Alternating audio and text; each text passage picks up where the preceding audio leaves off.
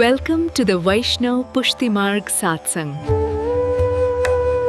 જ્યારે એક હાથી ને મારવા સિંહ દોડે એમ ભગવાન સુદર્શન નું આહવાન કરી અને ચક્ર ને આંગળીમાં લઈને ભીષ્મજીને મારવા દોડે તોય સુંદર, એ પોડતા હોય તોય સુંદર, એ પોડીને જાગ્યા હોય તુરંત તોય સુંદર. પીક કપોલ મુખ અંજન લાલ, એમના ભલે ને ભૂષણ ઈતું તો હોય, પાગના પીઠ ઢીલા પડ્યા હોય અને આંખમાં નીંદ ભરાઈ હોય અને બધા શ્રૃંગાર આમ તેમ હોય ને કાકનું કાજળ ગાલે લાગી ગયું હોય, પીકની કપોળ પણ મંડિત થઈ ગઈ હોય તોય પ્રભુ કેવા સુંદર. પ્રભુ ક્યારે પણ કદરૂપા નથી લાગતા. આ જ સૌંદર્યનું પ્રમાણ છે. જે સજીને સુંદર લાગે એ સૌંદર્ય ન કહેવાય, જે સહજ સુંદર હોય એ જ સુંદર કહેવાય. અને મહાપ્રભુજીનું નામ જ છે સહજ સુંદર. સ્વાભાવિક છે, એમને સુંદરતા માટે કશાની જરૂર નથી, એની સ્વાભાવિકતા સૌંદર્ય. અહીંયા ગોપીજનો કહે કે પ્રભુ આ જયારે દર્શન અમે કરી આપને મળવાની આકાંક્ષા વધી જાય. કારણ કે શું થાય કે પ્રભુ જયારે વનમાં પધાર્યા હોય ત્યારે ગૃહે ગૃહે ગૃહોપ વધુ કદંબા સર્વે મિલિત્વા સમવાપ્ય યોગમ ગોવિંદ દામોદર માધવેતી. વનમાં પ્રભુ જાય ને તો બે વસ્તુ આપીને ગોપીઓને જાય, દૂરદર્શનની શક્તિ અને દૂર શ્રવણની શક્તિ. એટલે કે પ્રભુ વનમાં જે વેણુ વગાડતા લીલા કરતા હોય એ ગોપીઓને ગોકુલમાં દેખાય અને સંભળાય. આ બંનેનું સામર્થ્ય આપીને જાય. વાસર નિર્વા એમ કરે સખી સાયં કાળે પેખેજી, અને અલક મુખ ખુર રજ લાગી તે કમલ ભ્રમર વિશે છે. કટાખ્યાનમાં કહીએ છે ને કે આખો દિવસ ગોપીઓ એ લીલાઓનું ચિંતન કરે અને પછી રાહ જોતી હોય પ્રભુ કબ આएंगे કબ આएंगे. અને આ સંધ્યારતી અને ભોગ સંધ્યા સમયનું વર્ણન છે કે ઠાકોરજી જયારે પધાર્યા હોય આવત મોહન બહેન લીએ, અને આમ કહેતા ગોપીઓ આગળ ગાન કરતા ગયા. પહેલા પણ ચરણની કામના કરી હતી, પણ દરેક ગીત દરેક શ્લોક ગાનારી ગોપી જુદી છે એટલે અહીંયા પુનરુક્તિનો દોષ નથી લાગતો. શાસ્ત્રોમાં પુનરુક્તિ એ સાહિત્યમાં દોષ કહેવાય. એક ને એક વાત વારે ઘડી કેવી એ સાહિત્ય પ્રમાણે દોષ કહેવાય. પણ અહીંયા દરેક શ્લોક ગાનારી ગોપી જુદી છે જે પુનરુક્તિ. ગોપિયા કહેતી હૈ પ્રણત કામદમ, જે નમન કરે એની સર્વ કામનાઓને પૂર્ણ કરનારા આપના ચરણારે. પ્રણત કામદમ પદ્મજાર્ચિતમ, બ્રહ્માજી અને લક્ષ્મી દ્વારા અર્ચિત પૂજાયેલા આપના ચરણારવિંદ છે. ધરણી મંડનમ, પૃથ્વીના ભૂમિના શૃંગાર રૂપ આપના ચરણારવિંદ છે. ધ્યેય માપદી, વિપત્તિમાં ધ્યાન કરવા યોગ્ય આપના ચરણારવિંદ છે. ચરણ પંકજમ સંતમમ ચદે રમણ નસ્તરે સ્વર્પયાદિહન, અને આપના આ ચરણારવિંદ આપ અમારા હૃદય પર પધરાવો. 5 ઉપકાર ચરણારવિંદ કરે છે. મહાપ્રભુજી સુબોધનજીમાં પહેલું લૌકિક કામનું ખંડન કરે. તમે પ્રભુના ચરણારવિંદનો આશ્રય કરો એટલે ઠાકોરજી 2 પ્રકારની કૃપા કરે, એક સાધારણ કૃપા અને એક બીજી વિશેષ કૃપા. સાધારણ કૃપા ઠાકોરજી કરે તો તમારી ઈચ્છા પૂરી કરે, અને વિશેષ કૃપા કરે તો ઈચ્છા જ પૂરી કરી નાખે, પછી કોઈ કામના જ મનમાં ન રહે. 2 રીતે કૃપા થાય, એક ઈચ્છા પૂરી કરે, એક ઈચ્છાને જ પૂરી કરી નાખે. આ વિશેષ કૃપા. પ્રહલાદજી પર જયારે નરસિંહ ભગવાન પ્રસન્ન થયા અને કહ્યું પ્રહલાદ તું કઈક માંગ. પ્રહલાદ કહે જો ભક્તિ કરીને પણ જે માંગે ને ભક્તની સવઈ વળી કહ એ તો વેપારી કહેવાય. મારે વેપારી નથી બનવું, મારે તો ભક્ત બનવું છે. મેં અગર માંગુ તુझसे तू न देना कुछ मुझको, वरना आशिक नहीं मजदूर कहलाऊंगा. કર્યા પછી માંગવાની ઈચ્છા તો મજદૂરી કહેવાય. મારે તો પ્રેમી બનવું છે, અને પ્રેમી તો આપવાની વૃત્તિ વાળો હોય, દેવાની નથી. કહ્યું કે મારે કઈ નથી દેવું. પ્રભુ કે મારી ઈચ્છા છે કે કઈક માંગ. ત્યારે પ્રહલાદજી કહ્યું આપ આપવા જ ઈચ્છા હો તેવી કૃપા કરો કે મને એવા આશીર્વાદ આપો કે આજ પછી માંગવાની ઈચ્છા જ ક્યારે ન થાય, મારી ઈચ્છાઓ જ પૂરી કરતા. આ ભક્તની વૃત્તિ છે. અને એટલા માટે આપણે ત્યાં નિષ્કામ ભક્તિની પ્રધાનતા. તો લૌકિક કામનું ખંડન કરે ચરણારવિંદ. એમ સુબોધનીમાં મહાપ્રભુ સમજાવે 5 પ્રકારના ઉપકાર ચરણારવિંદ કરે, એમાં પહેલો ઉપકાર લૌકિક કામનું ખંડન. અને જ્યાં સુધી મનમાં લૌકિકતા છે ને ત્યાં સુધી ઉત્તમ ભક્તિ નહીં થઈ શકે. ઉત્તમ ભક્તિ એ નિષ્કામ ભક્તિ છે. સકામ ભક્તિ પણ છે, બધે પાપા મારવા કરતા ભગવાન પાસે માંગી લેવું સારું. અન્યાય કરતા સકામ ભક્તિ સારી, પણ સકામ ભક્તિ કરતા નિષ્કામ ભક્તિ ઉત્તમ. અને પ્રભુ પાસે જયારે પણ જઈએ ને આપણે બે જ વસ્તુ લઈને જઈએ, કાં ડિમાન્ડ હોય કાં કમ્પ્લેન હોય. બે જ વસ્તુ હોય ને આપણે જયારે ઠાકોર પાસે જઈએ, કાં કંઈક માંગવા જઈએ અને કાં ભગવાનને શું શું ભૂલો કરી એ યાદ અપાવવા જઈએ. ક્યાં ખોટું કર્યું, આમ જગ્યા આમ. આપણે બધા ઠાકોરની સેવા કરવી છે પણ એડવાઇઝર કરી છે. પ્રભુને એડવાઇસ આપવાની સેવા કરી ત્યાં માંગવા જઈએ પ્રભુ પાસે. વિચાર તો કરો, પ્રભુ પાસે એટલે મહાત્મા તો કે મહાન પાસે તુચ્છ માંગવું એ પણ મૂર્ખતા છે. પ્રભુ પાસે જઈને સંસાર માંગવા, કે જે પોતાને આપવા સમર્થ છે એની પાસે લૌકિકતા માંગવા. લૌકિક તો આપણે છીએ ને, સંસારમાં મેળવતા જોઈએ ને કરતા જોઈએ. એક વસ્તુ યાદ રાખજો, લૌકિક તો ભાગ્યમાં લખ્યું છે તો મળી જ જશે, પણ અલૌકિક તમે પ્રયાસ નહીં કરો તો નહીં મળે. આપણે શું કરીએ, દુકાન ક્યારે ભગવાન ભરોસે નથી છોડતા. એ તો હું ખોલીશ તો જ ચાલશે, અને ભગવાન ભરોસે. ઠાકોરજી કૃપા કરશે ત્યારે સેવા પકડીશું, ત્યારે ભક્તિ કરીશું. એટલે ભગવાનને ભગવાન ભરોસે અને સંસાર આપણા ભરોસે. એટલે આપણે એ ચતુરાઈ કરી હરિરાજનો શિક્ષાપત્રમાં કે ન ચાતુર્યમ પ્રયોજકમ અંતર્યામી સમસ્તાનામ ભાવમ જાનતી માનસમ. બધે ચતુરાઈ કરજો, ઠાકોરજી આગળ ના કરજો, કારણ કે એ તમારા અંતઃકરણની જાણવા વાળો. એટલે એને છેતરવાની કોશિશ ના. એક ભાઈએ નિયમ લીધો કે રોજ સવારે ઠાકોરજીના દર્શન કરી જાઉં તો મારો દિવસ સારો જાય. પ્રભુ એની સર્વ કામનાઓ સિદ્ધ કરે, તો લૌકિક કામનાનું ખંડન કરે. ભગવાન કોશિશ કરશે કે તમે લૌકિક ન બની જાઓ. આપશે ખરો સંસાર, પણ સંસાર પણ અલૌકિક સાધનારો આપશે. તમારી મહેનતથી મળ્યું હશે તો કદાચ લૌકિક વધારનારું સંસાર મળશે. ભગવાનની કૃપાથી ધન પણ મળ્યું ને તે અલૌકિક કામ કરાવનારું ધન મળશે. ઘર પણ મળશે તેવું મળશે જ્યાં ભગવત સેવા થઈ શકે. સંબંધીઓ પણ મળશે તેવા મળશે જે સેવામાં સહાય કરે. ભગવાન તમને આપણે નવરત્ન પણ મહાપ્રભુજી કહે છે કે ચિંતા કાપી ન કાર્ય નિવેદિતાત્મ ભી કદાપિ ભગવાન અપી પુષ્ટિસ્તો ન કરિષ્યતિ લૌકિકિમ ગતિમ. ભગવાન કૃપાળુ છે એટલે તમારી લૌકિક ગતિ નહીં થવા દે. એટલે પ્રભુ કદાચ કોઈ વિક્ષેપ પણ સંસારમાં કરે તો તમને દુઃખી કરવાનું કારણ નથી હોતું, તમારું ધ્યાન ખેંચવાનું હોય છે. ત્યાં મિત્રો પ્રસંગ કહેતો હતો કે કોઈ જગ્યાએ મકાન બનતું હતું અને 10મા માળે એ મકાનનો માલિક ઉભો હતો અને નીચે કોઈ મજૂર કામ કરતો હતો, પથ્થર તોડતો જાય. મકાન માલિકને કઈ કામ હતું, પેલો બૂમો પાડે પણ મજૂર સાંભળે. ધ્યાન મારી તરફ આવે, શું કરું? એટલે પેલા $10ની નોટ કાઢી નાખી અને કહ્યું કે આ પડેલી નોટ જોશે ને ઉપર જોશે. કામ કરતા હતા જો 10ની નોટ બીજી ખિસ્સા મૂકીને કામે લાગી જશે. જોતો નથી, 50ની નોટ કાઢી ફરી નાખી, હવે જોશે પાછું કામ કર્યું 50 બીજી ખિસ્સા પાછો કામે લાગી. જોતો નથી, શું કરવું? એને કાંકરી લીધી જ્યાં મારી સીધું પેલા ઉપર જોયું. એમ જ પ્રભુ ઘણી વાર ગાડી નાખે, ડીંગલી નાખે, મકાન નાખે કે મારી સામે જુએ. પણ વ્યક્તિ સંસારમાં જ લાગેલો રહે, પણ સહેજ એકવાર કાંકરી મારે એટલે સીધું ધ્યાન ઠાકોરજી તરફ જાય.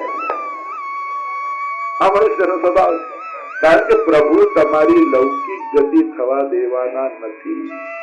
એ તમને અલૌકિક બનાવવાનો પ્રયાસ કરે કે આ જીવ અલૌકિક બને તો લૌકિક કામનું ખંડન કરે.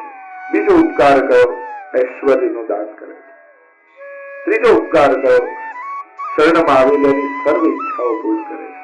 કામદમ એવા પ્રભુ છે, સઘળી ઈચ્છાઓ પૂરી કરે. એટલે પ્રભુ પાસે જાઓ ને તો ઉત્તમ વિચારો લઈને જજો, ઉત્તમ ભાવો લઈને જજો.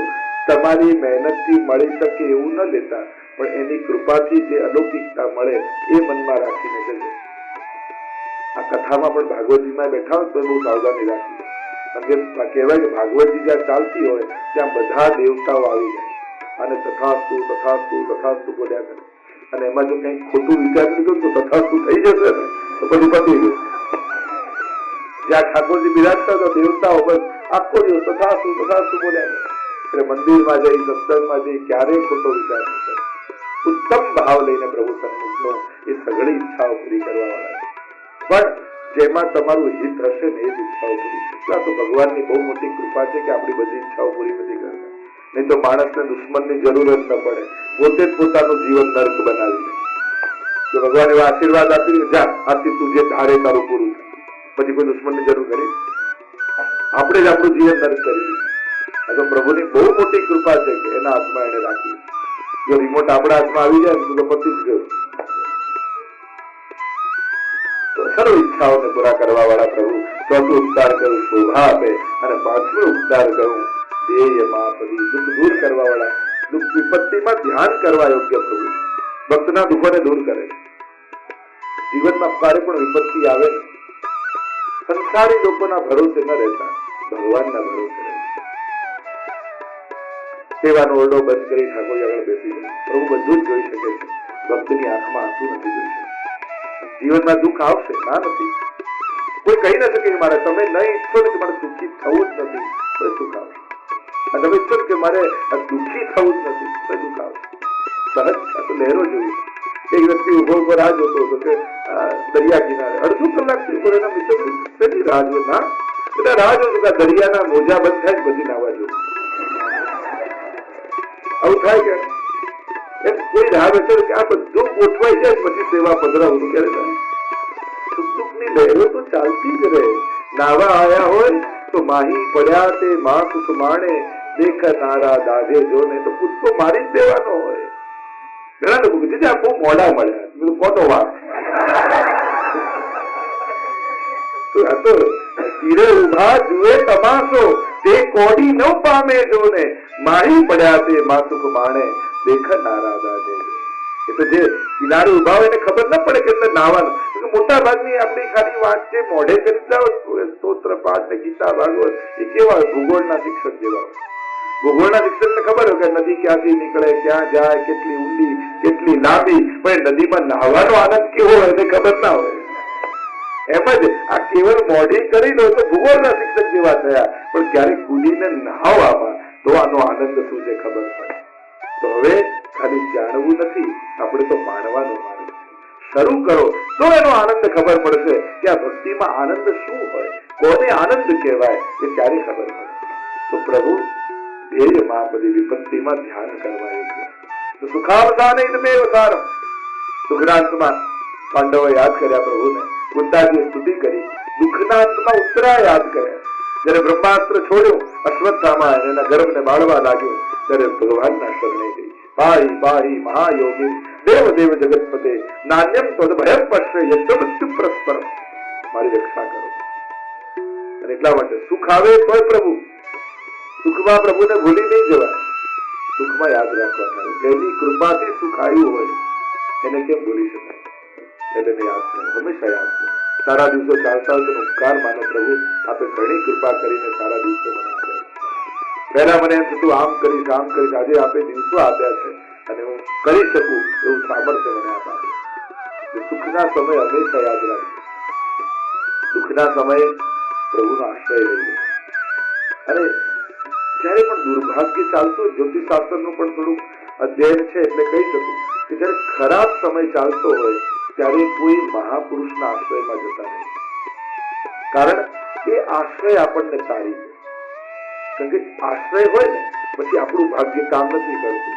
એ આશ્રય જેનો લીધો હોય એનું, જેમ પાયલોટ નો ખરાબ ટાઈમ ચાલતો હોય ને એ પ્લેન પાડે તો બધા મુસાફરો મરે કે ચાલતો તો પાયલોટ. કારણ તમે કેમ મર્યા? કારણ કે તમે પાયલોટના આશ્રયમાં હતા, તમે એને આશ્રિત હતા તો એના પ્રમાણેનું ફળ તમારે ભોગવવું પડે.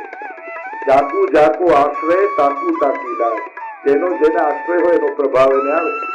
દુર્ભાગ્ય સમય કોઈ ભગવતીનો સંગ લઈ લેવો, કોઈ સંતોના આશ્રયમાં જતા રહેવું, શરણાગત થઈ જવું. અને શરણ આયે સોરી તારે દેજા, શરણ આયે સોરી તારે.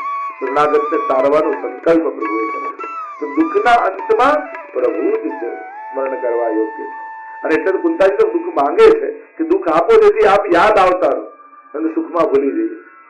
હવે સારા સમય ચાલતો હોય ત્યારે યમનાષ્ટક કરો ને ઘરમાં કોઈ ન હોય, વીજળી જતી રહે, ચોધાર વરસાદ પડતો હોય અને ચારે બાજુ આમ ગોળીઓ છૂટવાના અવાજ આવતા હોય અને ત્યારે જે હસ્તાક્ષર યમનાષ્ટક થાય આમ નાભીમાંથી નીકળે છે.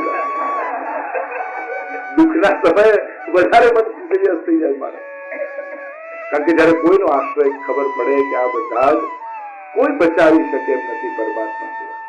हमारे आंसुओं को कौन पहुंचेगा, या जिसको देखो उसका दामन भीगा लगता है। यहाँ तो બધા જ રડી રહ્યા, કોઈની આગળ જઈને દુઃખ કહો તો તમે શું કર્યું, દુનિયામાં એક દુઃખી વ્યક્તિ વધાર્યો, અને બધા શું બોલે, ઓહો તમારું દુઃખ સાંભળીને મને બહુ દુઃખ થયું, એટલે દુનિયામાં એક દુઃખીનો વધારો કર્યો, બીજું શું કહ્યું? એક ભગવાન જ એક એવા છે જે દુઃખને નિવારણ કરી શકે, દેહના અંતમાં પ્રભુ જપવા યોગ્ય છે। ગોપીઓ કહે પ્રણત કામદમ, કામનાઓને પૂર્ણ કરનારા ચરણારવિંદ ચરણમાં આવ્યા છે, હવે મારી કામના પૂર્ણ કરો। પદ્મજાતિતમ, લક્ષ્મીજીને બ્રહ્માજી દ્વારા સેવાયેલા આપના ચરણારવિંદ, એવા આપના ચરણારવિંદ અમે પણ સેવન કરવા ઈચ્છીએ। ધરણી મંડળમ, આ ભૂમિમાં ભાગ્યરૂપ છે।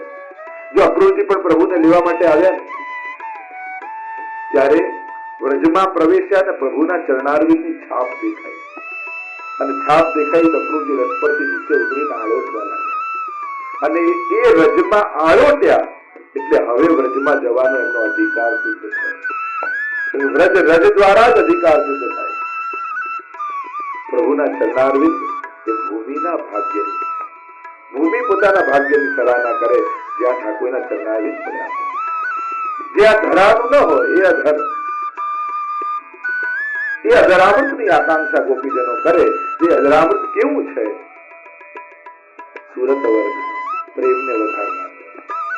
નિત્ય તમે ઠાકોરજીને ભોગ ધરીને દો, પ્રસાદી નિત્ય લેવાથી તમારી ભક્તિ વધે છે, ભગવત સંબંધી પ્રેમ વધે છે। એ અધરામૃત આપણે ત્યાં શ્રી યમુનાજી, શ્રી મહાપ્રભુજી સર્વ સુધારૂપ કહેવાયા, એની ઘણી ગૂઢ ચર્ચા છે। એ સુરત વર્ધનમ, પ્રેમને વધારનારું આપણો અધરામૃત। પ્રભુ આપ જે વેણુની સુધામાં પધરાવી એ સુધાનું દાન અમને જયારે કરો ત્યારે અમારા પ્રેમ વૃદ્ધિને પામે। પ્રત્યેક ક્ષણ વર્ધમાનમ, જે પ્રત્યેક ક્ષણ વધે એ જ ભક્તિ છે। આજે વધી કાલે ઘટી, પાછી વધી પાછી ઘટી, જે ભક્તિનો ગ્રાફ આમ હોય ને એ ભક્તિ ન કહેવાય, કે આમ ગ્રાફ જાય એ જ ભક્તિ કહેવાય। જેની ભક્તિ સંજોગો, વ્યક્તિ અને પરિસ્થિતિ ઉપર આધારિત હોય એની ભક્તિનો વિકાસ થયો, અને જેની ભક્તિ કેવલ પ્રભુની કૃપા પર આધારિત હોય એ જ ભક્તિ અભિવૃદ્ધિ પામે છે। વ્યક્તિ પર ડિપેન્ડ રાખશો, અરે કોઈ ભગવતી મળતો નથી, પેલા આમ કર્યું આને આમ કર્યું, સત્સંગમાં જઈને પણ લૌકિક ગોતીને આપણે આવીએ।